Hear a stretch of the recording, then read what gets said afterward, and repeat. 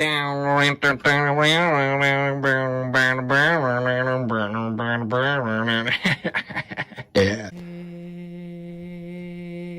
Hey, baby. Ooh.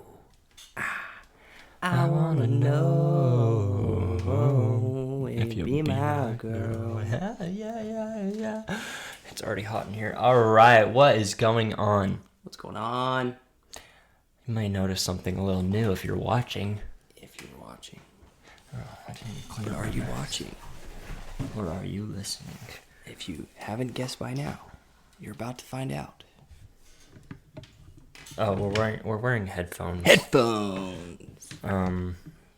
Because last week there was some weird stuff going on with the headphones, and then 2 weeks ago, or the microphones, same thing. Well, different problem, same difference. It was messed up.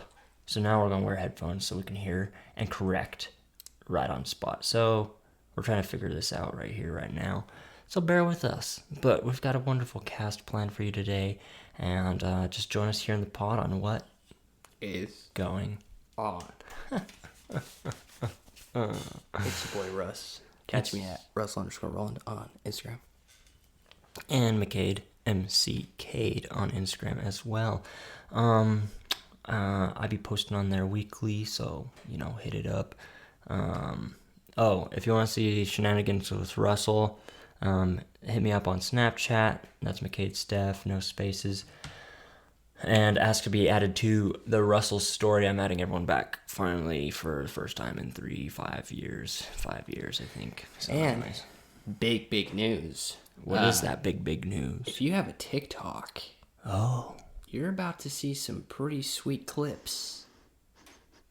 Because what is going on now has a TikTok. That's right. 2 videos out. What's that smell? Courage. Sure. I think it's your breath.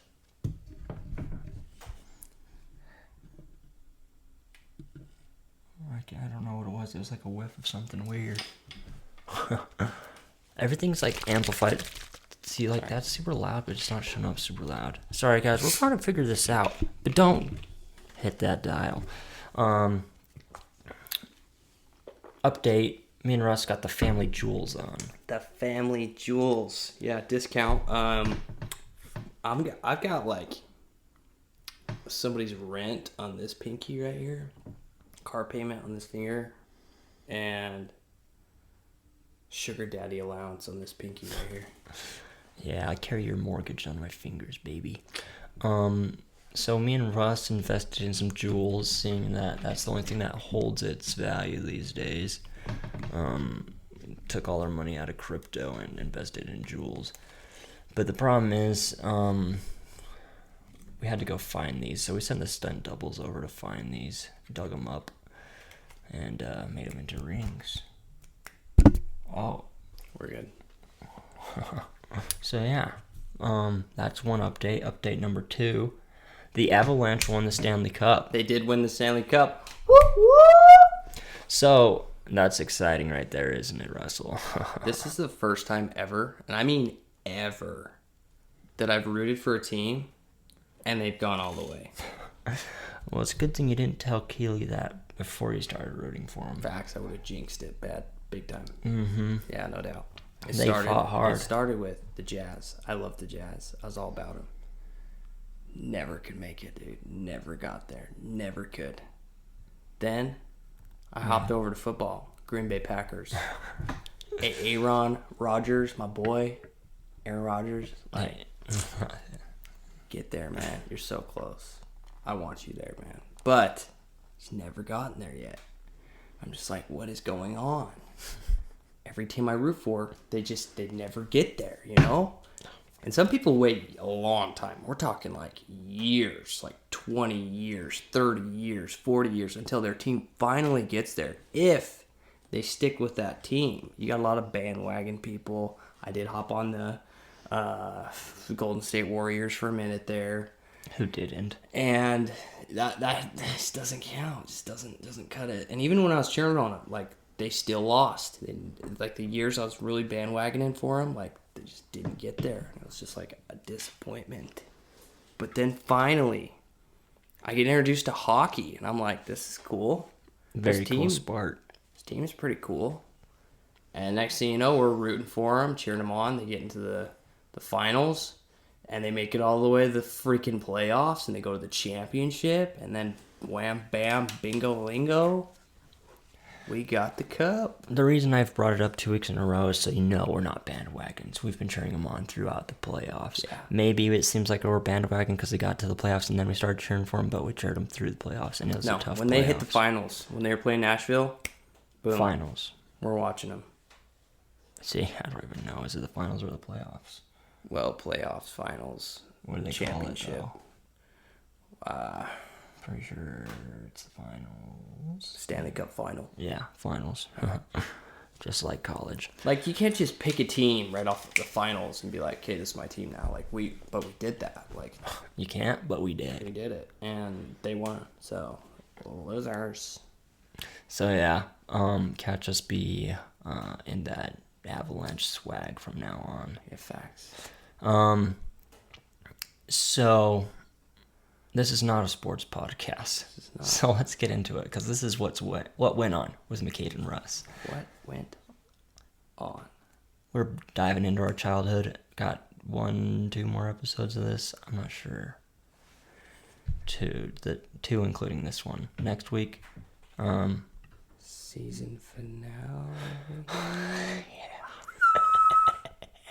If you made it this far, go comment. If you're listening, go DM me. I want to know who actually listens past whatever it is 3 minutes we're at now. So Tight. Okay, let's dive in. Today, we're going to be talking about some of the passion and the fire and the tears and the bond that really brought me and McCade together. good. What is that? I'm going to let you keep going. The blueberry. The blueberry. What's the blueberry? What? What's the blueberry? Oh, the blueberry was a 2003? 2004? That thing was like a 1990. Really? No way. Was it really? Hyundai Elantra. Now, some of you may say Hyundai 2003, yeah. or Hyundai. I just say Hyundai. I don't think it's right, but I just do Hyundai Elantra. Hyundai Elantra. Hyundai Elantra. Hyundai. This thing mobbed. Like, we're talking. If there was a place or a path big enough for a car to drive down, They went down it. you bet your bumper to front bumper, it would go there. That's funny. It impressed me so much that, honestly, my sisters who just got home from their mission are looking for a car, that I sent them one. It was like a 1997 with like 130,000 miles. But yours made it way further than that. And our buddy Rustin, who was on the podcast, has one that's made it quite a ways. They go. It just blew up this summer, but My he struts beat the went crap out first, of it. I feel like. But Oh yeah, we bounced. It bounced. yeah. But the motor ran strong up until it was gone.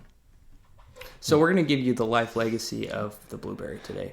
Yes, plus other stories. So stick around because gonna it's be about to get exciting. Where to start? Yeah. So give us a time. I don't remember where the blueberry was in the timeline of your car ownership. 'Cause Okay, for sure. Russ always got handed down the cars, Mm-hmm. so everyone would think, why does Russ always break the cars? But I think it's because he always got handed down the cars on their last leg. Yeah. But then again, the Hyundai never died. It just, you'll see what happens. So it started out as my oldest sister's car, and they called it the Tinkerbell because when you open the door, it went tink, tink, tink, tink, tink, tink, just like Tinkerbell. And so it was Tinkerbell, and she had it for the longest time, and that thing had been through a lot. I'm talking like me and Logan driving in the back on a road trip. I got sick and I upchucked all over the window. Oh, gosh. And all over this like door, like it's nasty. And like we're talking like some major stuff. All right, probably just that, to be honest. And then Yep, that's the only major thing. pretty much, yeah. Okay. Then she bought my cousin's car, which was a Lancer. Yeah, Mitsubishi Lancer. Sick manual. It's red. Thing was awesome. So then I got Tinkerbell because I just started in high school. Kind of in high school quite a bit at this point, actually. Yeah, so then, like sophomore, junior year. Yeah, like I just you have like to drive. my dad didn't want me to drive the truck anymore because that was technically my brother's truck, and he wanted to keep good care of it, and he couldn't, So anyway, I drove the Blueberry. So it was your first car then? Commuter car. Like technically, the first car I drove was the Mustang. Consistently? Yeah. So you had the Blueberry after the Mustang? Yeah, so what happened was once Jesse got back from his mission, he took the Mustang back. And I was about junior in high school at that point. About Gotcha. junior. So then he took the Mustang. So then they're like, well, okay, Mom's driving the Durango. Cherry bomb. That's a cherry bomb. And Russ needs a car. So then I got the Blueberry. So my first time driving the Blueberry, I was probably 14, maybe 13. And my sisters moved into this little like ranch house that was just like around the corner. And we lived on the dirt road. So it was like dirt to dirt, like to get there, dirt to dirt. And I'd just hop in there whenever I had to like hustle over and go grab them for dinner or like go tell them something or whatever. Cause I didn't have a phone when I was like 13. And I had the need for speed. I wanted to drive that thing, and I did. I want to go fast. I want to go fast. So it was at this point that driving on that dirt road, I learned that if I pull the e-brake, I could slide it on turns on the dirt like it was nothing. Like magic. And I was like, this is pretty sick. I think I did it on accident one time because there was like a dog that ran out in front of me. And I was like, whoa, got sideways. That's what it's like to get sideways. Legend was born. Holy cow, this is sick. Then I did it again and again and again. And for some weird reason, in our family, there's this tradition. Now, we have the mailboxes, okay? And then there's a T in the road. So you come down the main road, you take the T, and you head towards my house. So you're always passing the mailboxes, leaving and coming home, okay? Our tradition was we always took this turn and we'd go around the mailboxes. And, I mean, I had some speed behind my tires coming back from like a church event or something where my dad's like, sure, you can drive, Your dad's in the car? No. Or he said, sure, you can drive to the church. You just drive yourself because you know how to drive. You're 15. You almost have your learner's permit. Just go. Uh-huh. And so I did. And I was coming home, and I was coming around that spot, and it was the first time I ever did the mailbox run. And I was like, I'm going to go around the mailboxes. So when you say it's a tradition in your family, they do it, who does it? Every single person in my family does it. Drifts around the mailbox. Pretty much. It kind of started when, like, we would, like, race home sometimes. Like, you'd catch your brother or sister or dad driving home, and you'd be neck and neck the whole way. And whoever was behind you either took the mailboxes if you didn't, trying to, like, shortcut around you kind of a thing. So we'd do that. Really unsafe. Number one, if someone was at the mailboxes, you'd probably mash over them. And then if somebody was coming up the road the other way, I mean, you're crossing over the lane into crossing theirs. lanes and smacking into them. So really not safe, but it was definitely a good time. So the first time I went around the mailboxes, I got so sideways and so crazy, like I had to get out and look at my tires. I was like, how did this not come off of the rim? I just slid this thing. I was like, man. You just slid it. All of that, and it didn't pop the tire or fling the tire off. This thing can take a lot. Man, what are the possibilities of this sweet vehicle? Well, I sought out those possibilities. We should push to the limits. Anytime, anywhere, there was a little dirt or a little spot that I could, Not even dirt. It was just a turn. Any turn. fling that e-brake out. I did it. He did it. High speed, slow speed, medium speed, my speed. don't think he ever took normal turns. It was always the back tires were locked up sliding. Yeah, it's just, I mean, just living, you know, Just LIV. breathing, You know, loving. So driving. yeah, we just mobbed this thing around. Anything you can think of, we did it. We went off-roading this thing. We frequented Taco Bell, and you bet your dollar that, you know, what's the A word? So, okay, we'll dive into this a little bit more. Me and Russ finally convinced me to go to Taco Bell, and that started the Taco Bell addiction anyways. Taco Bell, you get your food on a tray, and then you leave, and then, one of us had the genius idea, or heard of this genius idea, where you take the trays from Taco Bell, put them under your back tires on a front-wheel drive car, like a 2003 blue Hyundai Elantra, and lock them up using the e-brake, and then drive, thus causing no traction on your rear wheels because it's sliding around on a plastic tray. So allegedly, Russell and I would walk into Taco Bell and walk out with our food, but also the tray it came on. And thus that led to other possibilities of us driving with only traction on the front wheels. Let me tell you what, that's the craziest experience. It feels like you're driving, only back half of the car is on ice.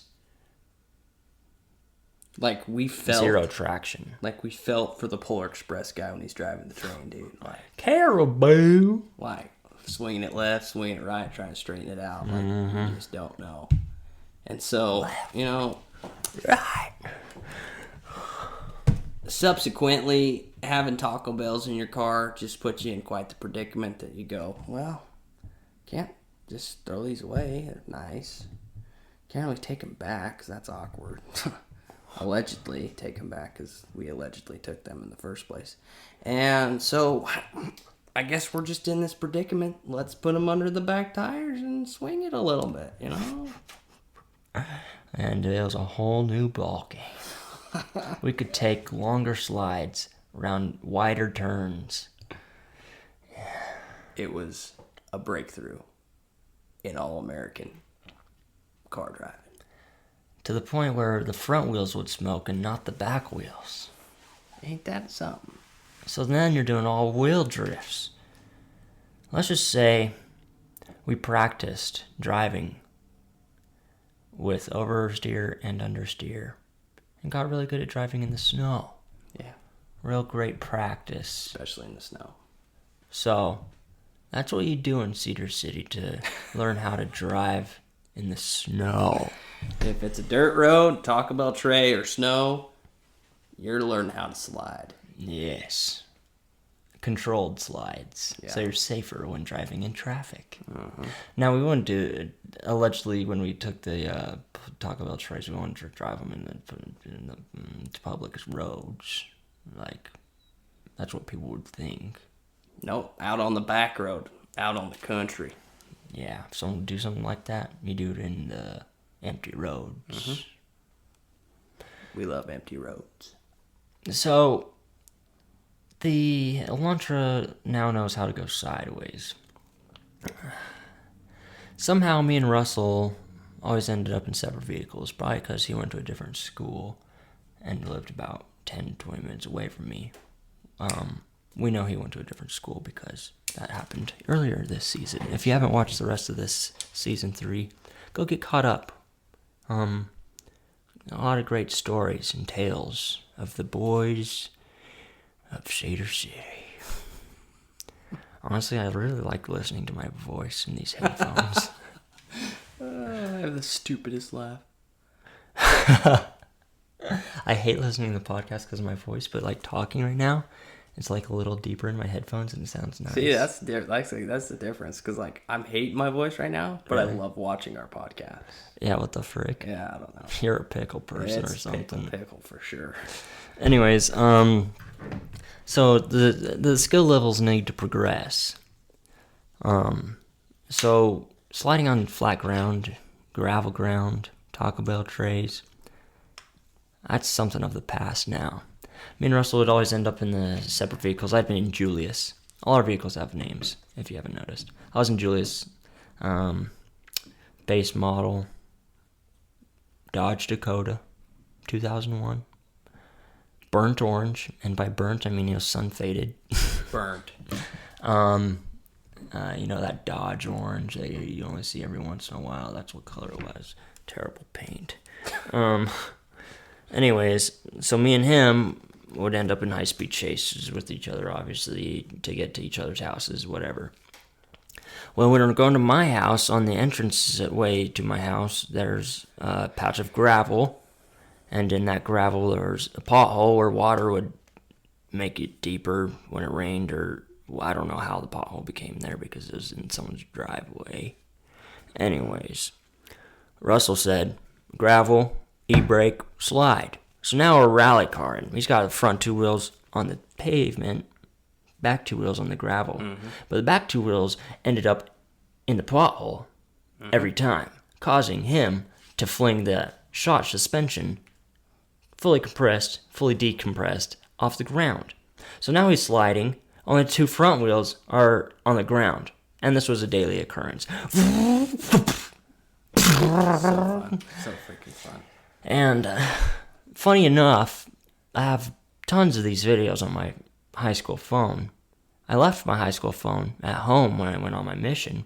My parents found my high school videos and said, oh, it was probably Russell who ran into the wall that you enter my neighborhood in because there's sort of random hole in the wall and no one knows how it got there.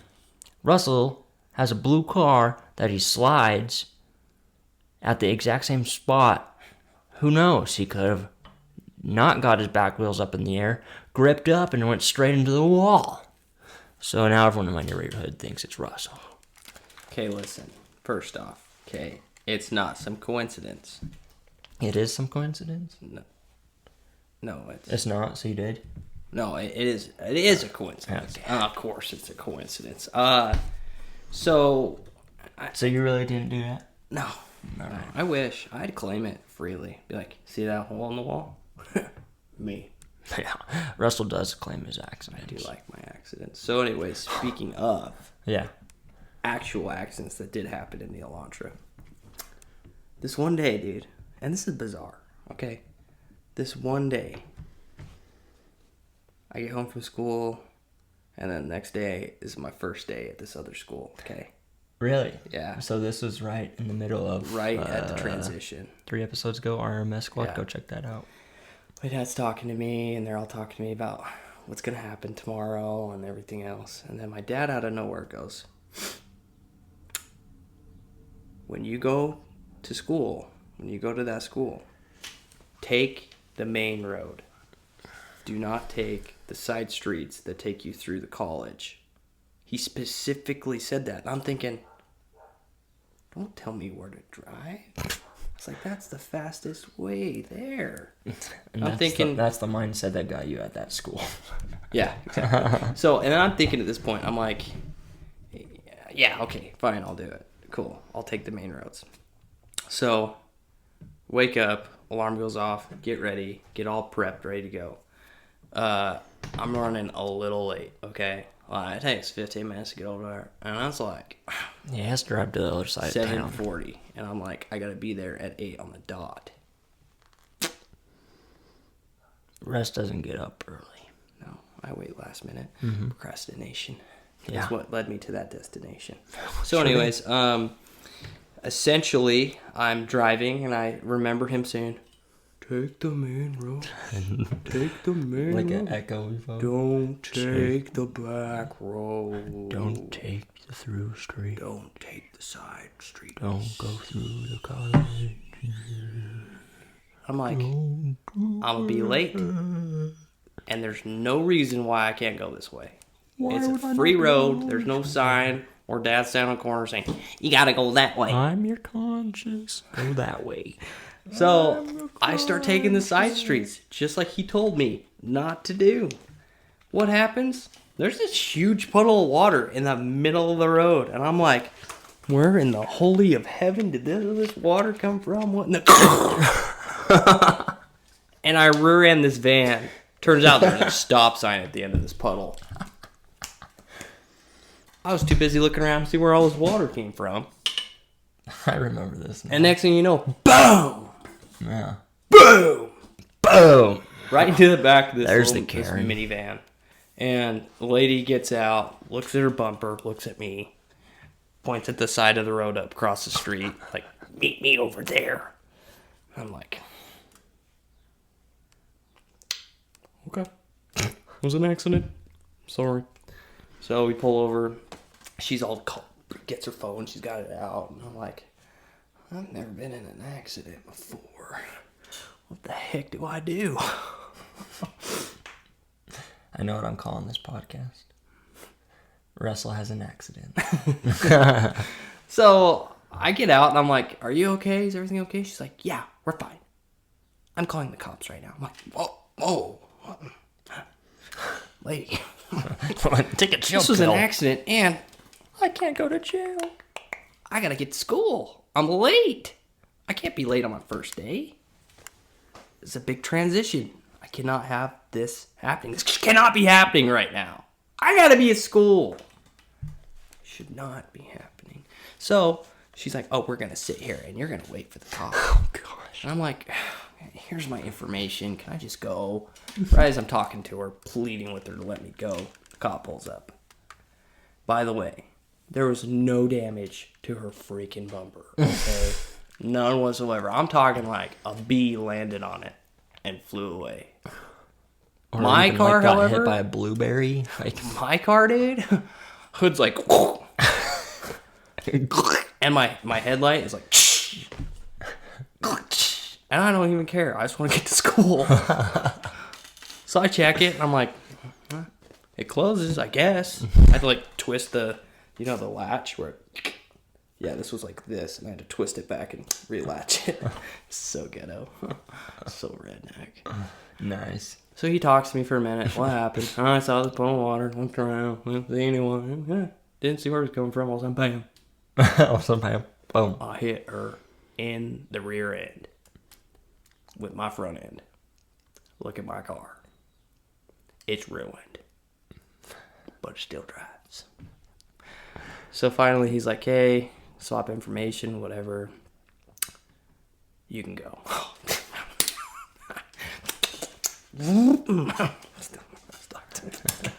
I get to school. I'm late. I'm like 20 minutes late.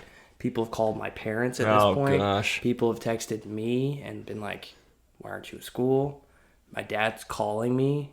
I gotta explain to him that I'm late to school and just got in a car accident and just took the wrong road that he specifically said not to go on. All in one phone call, and I'm 2 minutes away from school. How did I manage that? Dad, I'm late for school. I just got in a car accident. Everything's okay. I barely dented the front of the car. I gotta get to school. I'll talk to you later. Did you take the road? Yeah, I did. What the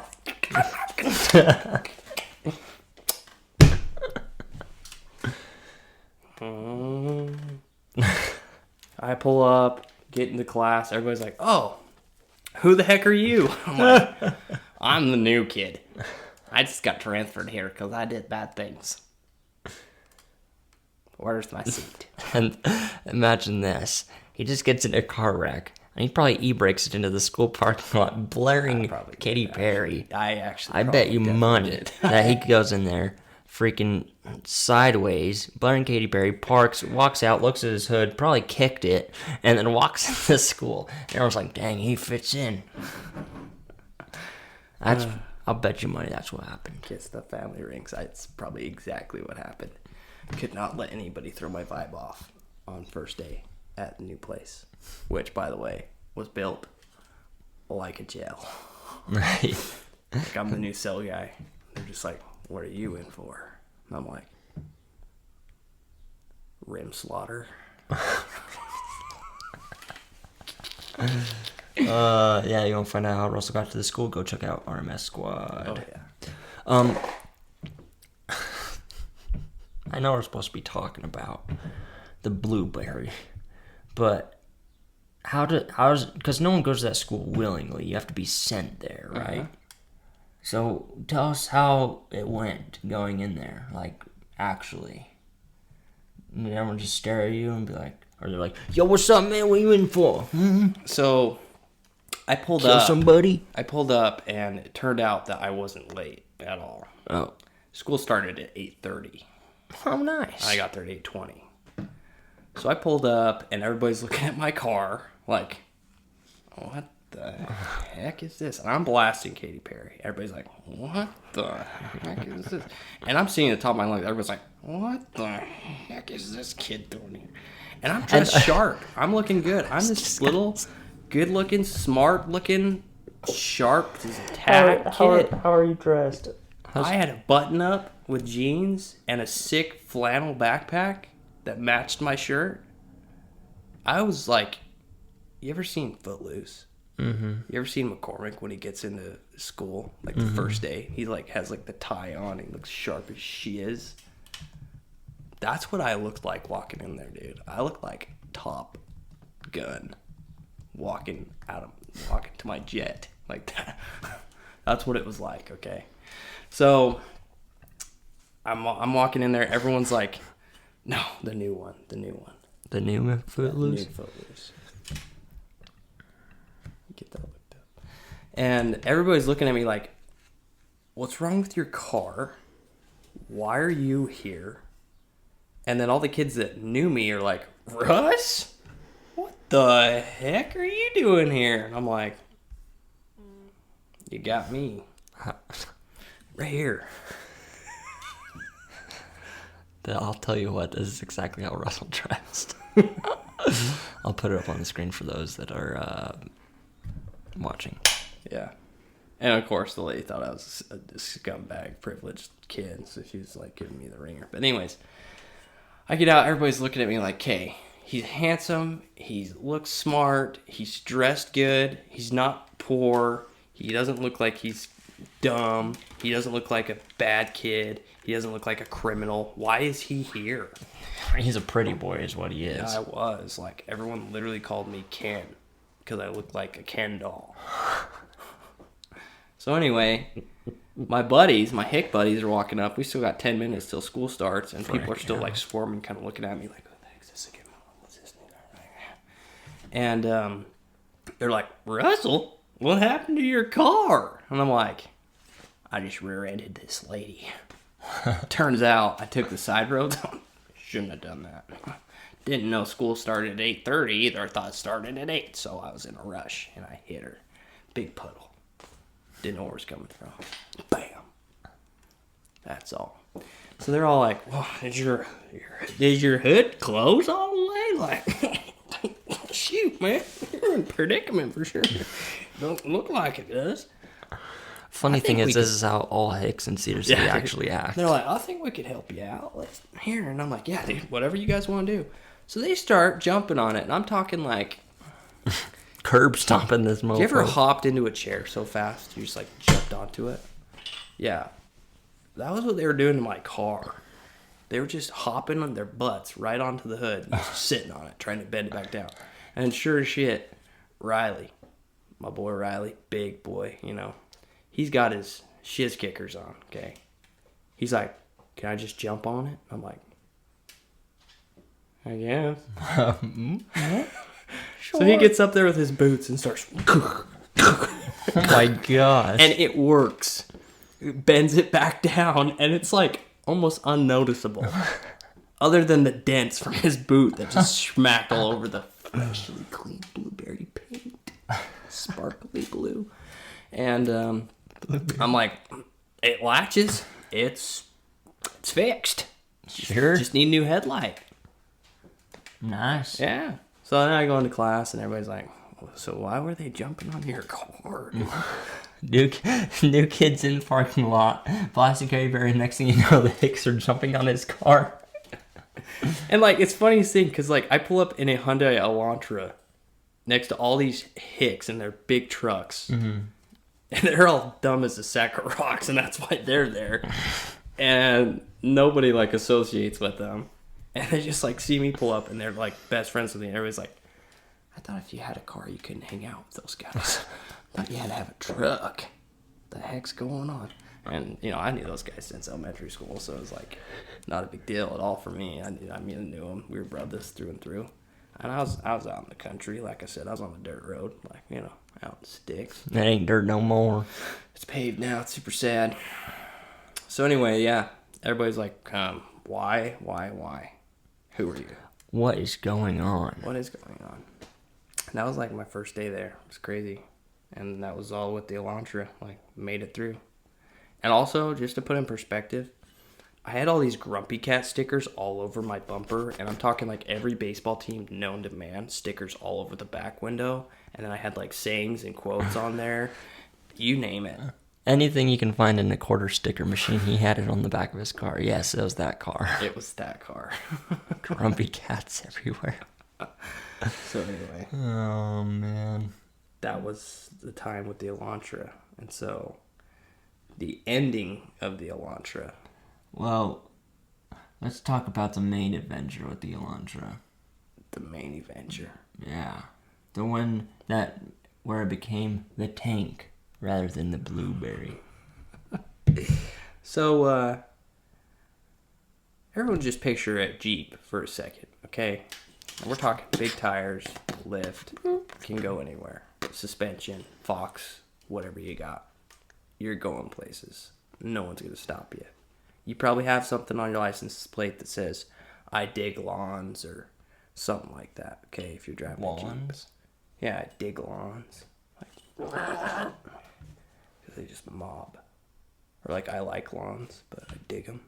Lawns? I've seen it on the back of a Jeep, okay?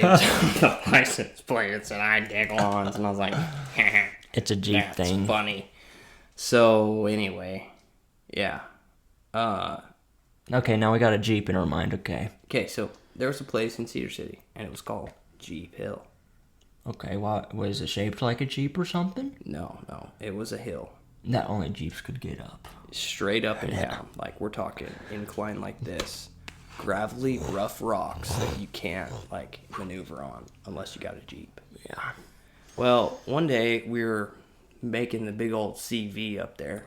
Yeah, there's a C and a V on the hill now. Yeah. That was our senior class that And built that. it was in progress. It was being built Thanks by to us. Selleck. Yeah, and we were helping out up there. And I don't know if no one even said anything to me. I just said, you know what?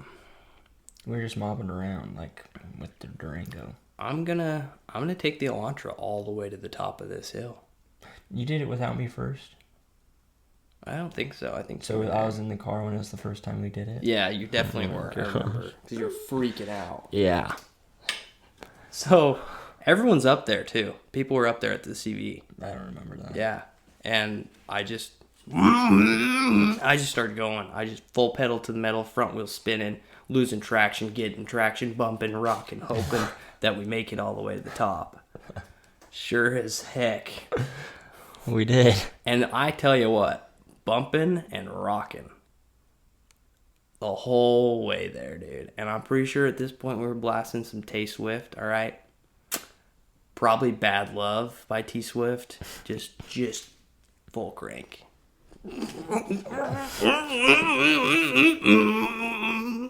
Now it's like the little road trail thing. It was like in the I need to stop wearing the family jewels, man. I keep hearing it hitting everything. What's that noise? You can hear everything now with these headphones. Anyways, let's see, what was I gonna say? Oh, in the middle of the trail, it's like water uses the trail to come down the hill, but it carves out a canyon in the middle of the trail. So some points, there's nothing under your car except for what was under the two tires. There's just a canal. So one slip and you're stuck. Yeah. The Elantra didn't get stuck. This little blue wagon made it all the way to the top. So Russ is driving. Oh yeah, we're gonna do it. Frick, Russ, please. Oh my gosh, you can't.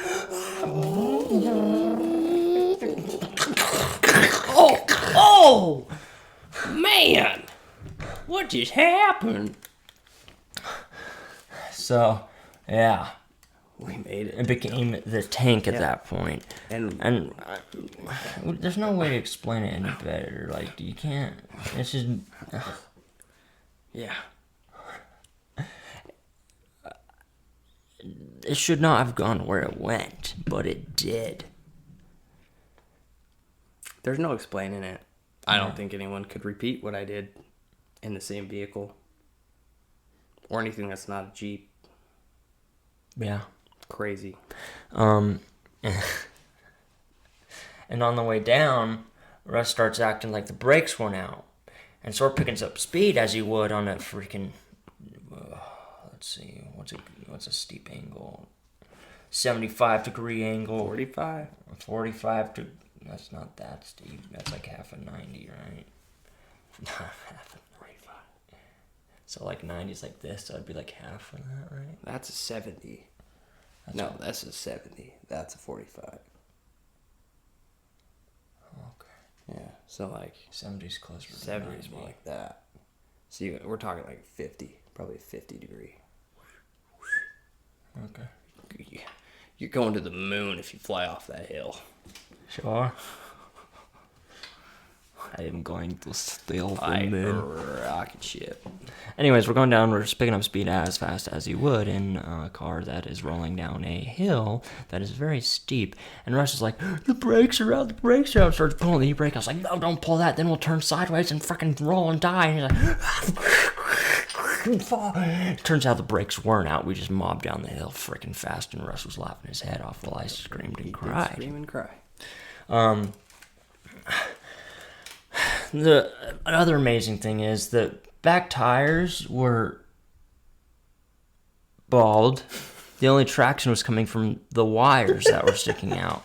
I have a video somewhere of those wires sparking while Russell drifted it. Yeah. Like And this was very close to the wires. So now let's talk about the end of the Blueberry. Yeah, so obviously there was a slow leak, okay, so I had to always keep pumping up my wheel. Like, I'm talking every morning before I went to school. Pump it up, pump it up, you know. And finally, we got new tires, okay. We got a new headlight. I went and picked it up at the junkyard. I put that thing on there myself. Really proud of that. That's what kind of started my headlight passion, to be honest. And I got these new, like, hubcap rims that I threw on there. They're sick. Like, Kind of like the ones in the RMS squad. Go check out that. yeah, go look. And, like, it just was all cherried out. Like, I had it all souped up. I had Grumpy Cats. LED lights in there. I had the steering wheel cover. I had seat covers. Like, I had cherried this thing out. And I was so proud of it. I was like, this is sick. It's the high schooler AutoZone special. Yeah. So, I'm on my way over to McCade's house to show him the new, pimped out... Cherry Blueberry. Oh, yeah, she was cherry. But she was blueberry. And I'm going 50 on the road to his house. It is 50 miles per hour. I was going the speed limit. Jamming. Like, because I was, like, pumped. I'm about to show McCade my new car, you know? Like, well, not new, but new. The new. The new. And next thing you know... My hood flies up at 50 miles an hour, smashes in my windshield, glass goes everywhere. The freaking rear view falls off, flies off, hits me right in the face. I'm not even kidding. It smacked that hard, it flung that thing off into my face. I can't see. I'm panicking because there's glass everywhere. I just got hit in the face by the rear view. That's supposed to be attached to your windshield. Yeah. Well, windshield's Which gone. is now on your lap. Yeah. And your hood is in your face. I e-brake and pull over. And I sit there. Man. And I'm like...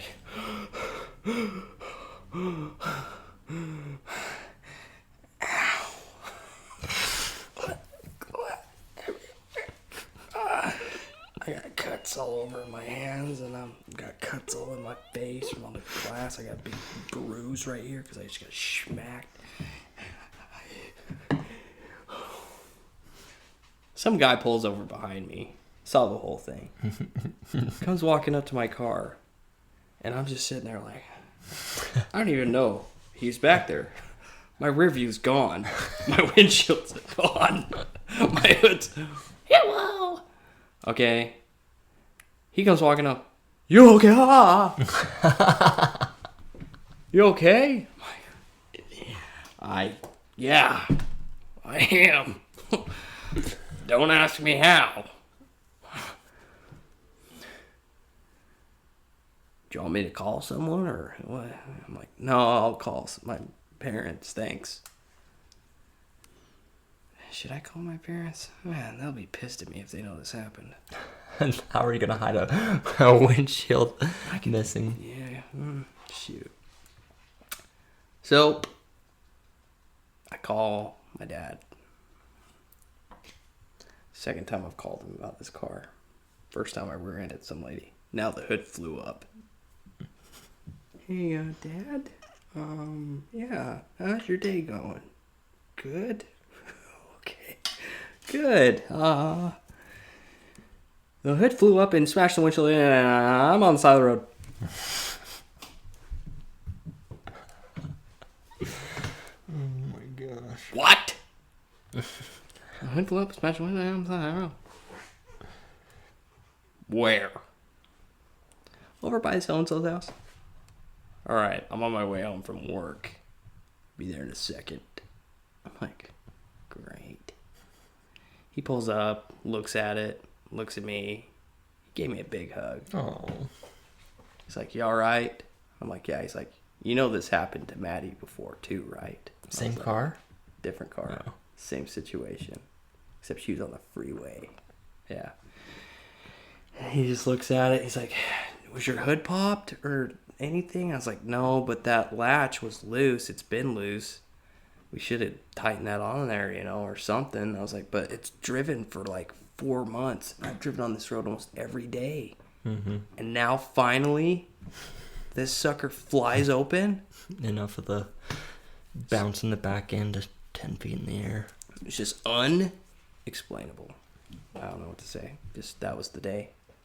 It was meant to happen.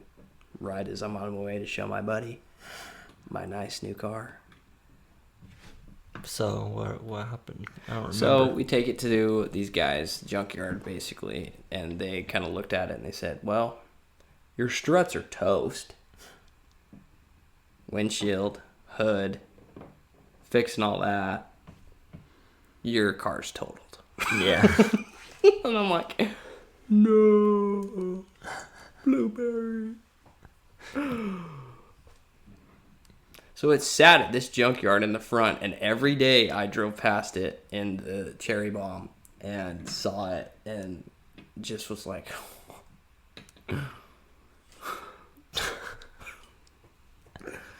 oh, such an idiot. And that was it. That was the end of the Well, I remember finding out that happened, and you're like, yeah, we're gonna sell it to a junkyard for $100 or whatever. $300. $300. And it's like, well, you're selling to a junkyard. Let's go have the last fun with it. So we did some last drifts in it, and that's when I got the video of your tires sparking. Yep. And that was the end of her legacy, one of many. If you want to find out more about car legacies, junker legacies, go watch Virgil. Virgil's a good starting time. to get exciting. Episode 4 or 5 right now. Fixing up the wheels. It's pretty funny stuff. So go check that out. Virgil on McCade Stephenson on YouTube. Get there. Be there. Stay there. And watch them all. Why not? What else are you gonna do? Scroll on Instagram? Well, there. Well, is it over? That was the legacy. Yeah, I'm too hot to tell another story, dude. It's so hot in here. It's been hot, guys. Let me tell you what. It's 104 outside. And, 90 something in here. probably. So I'm going to turn this AC on and tell you guys, have a good night. I'm going to edit this and put it out tonight so you can watch it tomorrow.